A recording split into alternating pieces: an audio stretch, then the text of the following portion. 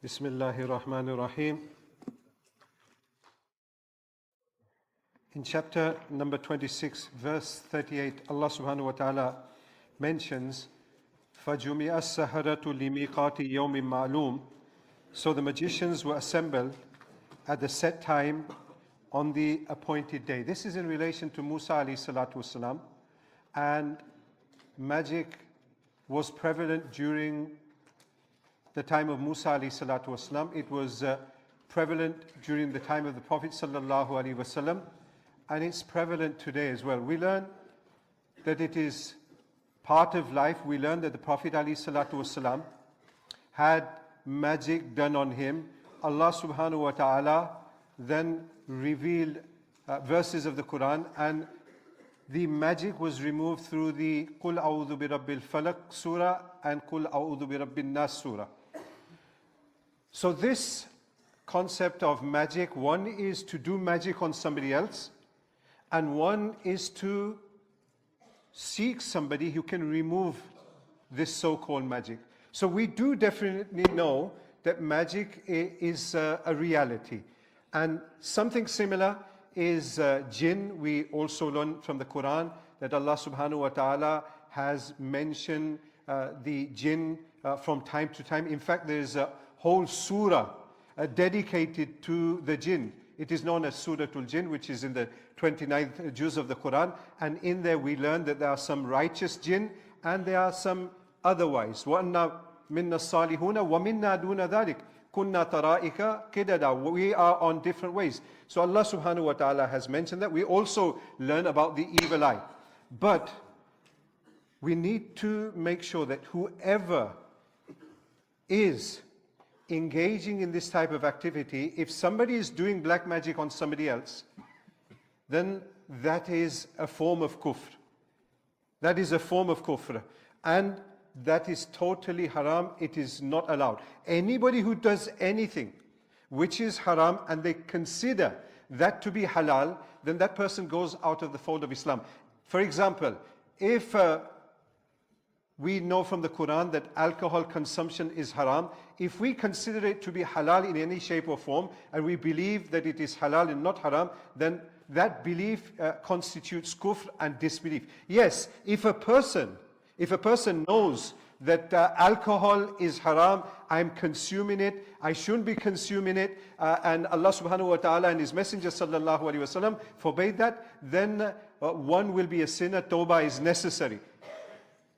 However, to completely reject its prohibition, that is tantamount to disbelief. So we have to be very careful.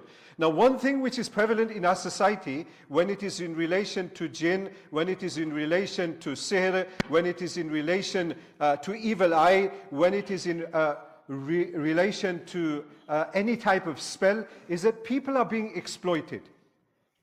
We definitely know that this exists. The greatest of mankind was afflicted by that. However, it is not as common as people are making it out to be. And there are so many people that are trying to exploit people, because if they have a failed marriage, then everybody wants to point that not on the fact that they just don't get on, or that is part of faith, that is part of iman. Somebody's done something. There is nadar, there is jinn, there is sihr on that person. And then what happens? People then try and look for solutions in places that they're not supposed to look for solutions. They should be going to the Quran. They should be reading the four quls. They should be reading the mu'awwadatain. They should be reciting the du'as that our beloved Prophet sallallahu alaihi wasallam has taught us. When we are afflicted with problems, when we have anxiety, when we have depression. Anxiety and depression is part of our deen, part of life. We need to understand that. And it's not always that if our business isn't working, oh, somebody's done something on us, somebody's done sihr on us, let's go to so-and-so. And many people, when they're afflicted with such trials and tribulations, and this is part of trials and tribulations, they unfortunately go to the wrong people, and many of them have lost hundreds and thousands of pounds in trying to make sure that what they are suffering, they get themselves cured from whatever they are suffering.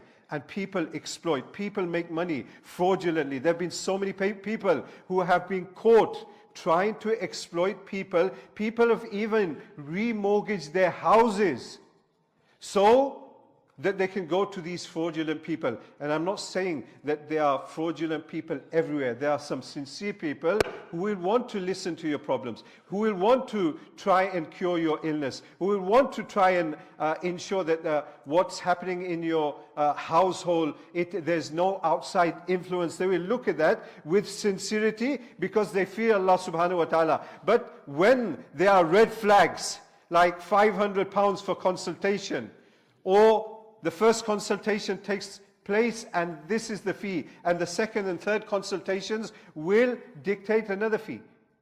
These are red flags, and especially when the Sharia is being violated, and if words are used that are contrary to the Sharia, if the shaitan is being brought in to try and get rid of these things, then that is totally unacceptable, and that is haram.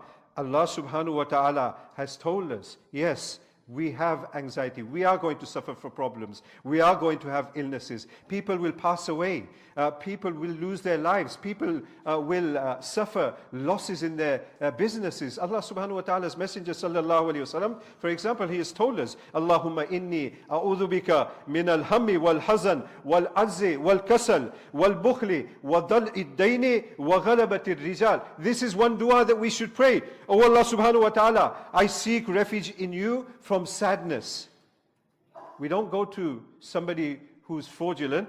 From sadness, grief, helplessness, laziness, being stingy, overwhelming debt, and the overpowering of men. So, my friends and colleagues, it's important for us to understand that everything doesn't have an outside influence. We need to look within ourselves. Our answers are in the Quran and the Sunnah of the Prophet sallallahu alaihi wasallam. May Allah subhanahu wa ta'ala give us all the tawfiq wa akhiru da'wana and alhamdulillahi rabbil alameen.